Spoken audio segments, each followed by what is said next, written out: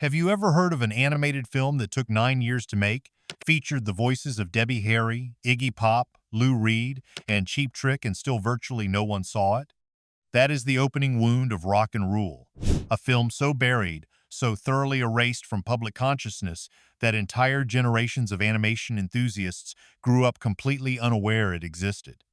Not because it was bad, not because it failed artistically, but because the studio that made it collapsed under its own weight before the film could breathe, and the American distributor decided, almost casually, to just not release it. When it finally clawed its way back into the light, something remarkable surfaced alongside it. There wasn't just one version of Rock and Rule. Hidden inside its fractured history lies a labyrinth of alternate cuts, re-recorded songs, a rewritten ending, a restructured second act, and character scenes stripped out entirely, softening the film in ways its creators never intended. Before we descend into the neon-soaked ruins of ohmTown, let me ask you this. Did you ever stumble onto Rock and Rule by accident? A late-night cable broadcast, a battered VHS in a discount bin, a friend who pressed the tape into your hands with strange urgency? Because that is almost exclusively how this film survived. Not through marketing, not through studio support, through obsession passed hand to hand. Rock and Rule was made at Nelvana, a Canadian animation studio based in Toronto. Today, Nelvana is a household name in children's television. In 1979, it was a scrappy outfit that had just pulled off something genuinely impressive, producing a beloved animated segment for the Star Wars Holiday Special, then following it with a critically admired short film, A Cosmic Christmas. The studio was ambitious, talented, and perhaps dangerously optimistic about what it could accomplish next. What it attempted next was a feature-length animated rock opera aimed squarely at adults. The concept was startling in its confidence. The world of Rock and Rule is set on a post-apocalyptic Earth populated entirely by mutants, human-animal hybrids who evolved after the last war wiped out humanity. The villain is Mach, an aging rock legend so consumed by hunger for power that he intends to summon a demon from another dimension using the voice of a young singer named Angel. It is part glam rock, part Faust, part cyberpunk before cyberpunk had fully named itself. Director Clive A. Smith and producer Michael Hirsch assembled a team and set to work. The production would consume 9 years, a catastrophic budget overrun, and very nearly the entire studio. The music was always central. That was the bet Nelvana made. If the soundtrack was extraordinary, the film would find its audience. They were not wrong about the soundtrack.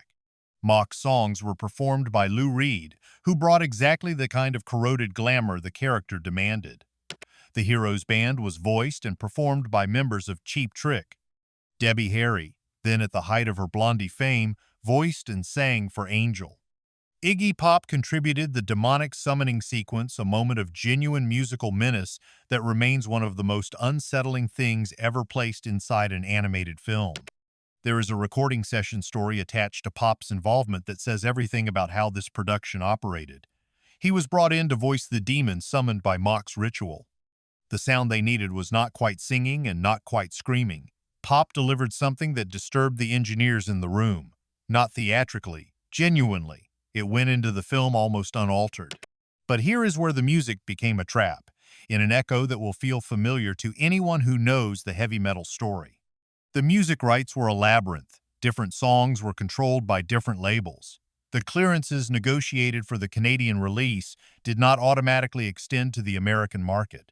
When MGM, UA picked up distribution rights for the United States, the contractual tangle around the soundtrack was already becoming a serious problem, one that would define the film's fate for decades. The American release was not simply delayed, it was fundamentally altered. MGM, UA, looked at the film Nelvana had made and decided it needed changes. Several were cosmetic character names slightly adjusted, minor dialogue tweaks, small things. But then came the significant decisions. The Lou Reed recordings were partially redone. Some of Mach's vocal performances were re-recorded with a softer production approach. The Canadian version of Mach is a little more dangerous, a little more unhinged. The American edit smoothed him out in ways that, in retrospect, cost the character something real. More critically, the ending was changed. The Canadian version has a conclusion that is darker, stranger, and more ambiguous. The demon is banished, the heroes survive, but the emotional resolution refuses easy comfort. The American distributor found this unsatisfying and requested a cleaner ending. Nelvana complied. They were exhausted, underfunded, and in no position to fight. The result was two meaningfully different films wearing the same title, and for a long time, the only version most people could find, if they could find it at all, was the American cut. And now we arrive at the point most people have never heard. This is where it gets genuinely buried. There is a segment of Rock and Rule that was substantially changed between versions, not just in music or ending, but in character depth. In the Canadian cut, the relationship between Angel and her bandmates Omar and Dizzy is given room to develop. There are scenes brief, but important, that establish why she matters to them beyond plot mechanics. Why they chase Mock across the wasteland. Why it costs them something to do it. The American edit trimmed these sequences. Not eliminated entirely, but reduced to a degree that the emotional logic of the third act becomes noticeably thinner. You are watching characters risk everything for someone you have been given fewer reasons to care about. Clive Smith has spoken about watching the American cut years later and feeling the absence of those scenes the way you feel a pulled tooth, not constantly, but whenever your tongue finds the gap. Then there is the matter of the Nelvana rough cut materials, which surfaced gradually through collector networks in the late 1990s and early 2000s. Work-in-progress footage, alternate audio mixes, and early animation tests showing the film as it was being constructed, a substantially rawer, wilder version of the world that made it to screen. These materials confirmed what some had suspected. Rock and Rule had been compressed and corrected into something more conventional than its creators ever intended. First, there is the Canadian theatrical version. Released in 1983, it played a small number of cinemas, received genuinely positive notices, and then essentially evaporated. No proper home video release followed. The film existed in legal and commercial limbo while MGM UA worked on their version. Then there is the American non-release. MGM UA opened Rock and Rule in only a handful of test markets in 1983. The marketing was incoherent. The studio did not know how to sell an adult animated rock musical. The film was quietly pulled. It never received a wide American theatrical run. It simply stopped. Cable television saved it.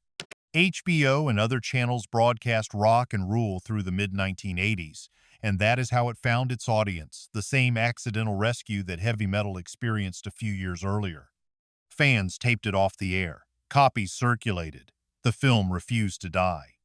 The home video release, when it finally arrived, was the American cut. For most of the following 2 decades, that was the only version anyone could legally obtain.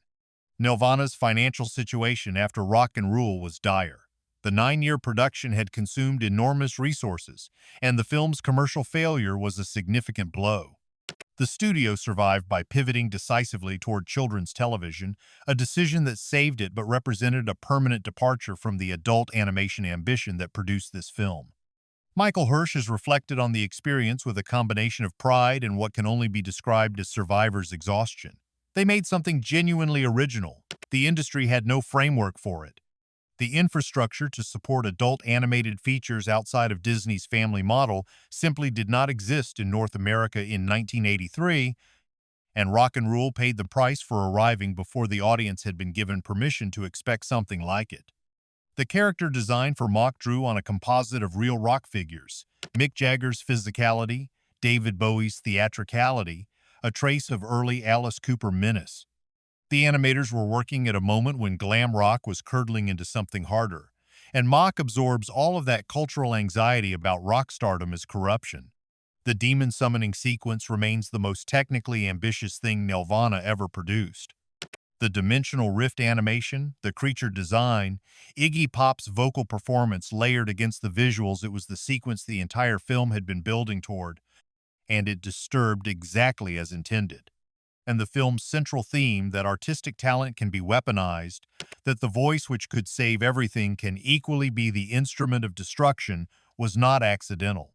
The writers were consciously examining what rock music had meant to a generation, and what it looked like when that energy was captured and turned against itself. The most complete version available today is the restored Canadian cut. If you are coming to Rock and Rule for the first time, that is your entry point. It is a different film than the American edit.